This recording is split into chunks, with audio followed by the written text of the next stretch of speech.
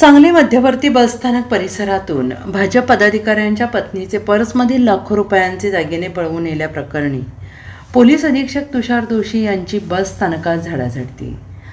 सांगली मध्यवर्ती बसस्थानक परिसरात काही दिवसांपूर्वीपासून चोरट्यांनी उच्छाद मांडलेला आहे। भाजप पदाधिकाऱ्यांच्या पत्नीची पर्स यामधील लाखो रुपयांचे दागिने चोरटे पळवून घेऊन गेले आहेत आणि या चोरीच्या घटनांची गंभीर दखल घेत पोलीस अधीक्षक तुषार दोशी यांनी अचानक बसस्थानकात दाखल होत झाडाझडती घेतली आहे। स्थानिक पोलीस ठाण्यास माहिती न देता अधीक्षक बसस्थानकात आले आणि त्यांनी त्या येथील व्यवस्थेची पाहणी केली। दरम्यान अधीक्षक दोशी यांनी परिसरातील प्रवाशांची चर्चा केली। त्यावेळी येथील पोलीस आणि सुरक्षा रक्षकांना रात्रीच्या गस्तीच्या सक्त सूचना देण्यात आल्या।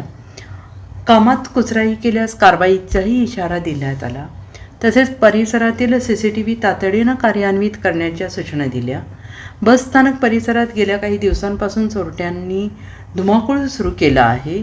4 दिवसापूर्वीच एका शिक्षिकेचे तब्बल 13 तोळे सोने चोरण्यात आले। वाढत्या चोऱ्यांमुळे प्रवाशांमध्ये प्रचंड भीतीचं वातावरण निर्माण झालं आहे।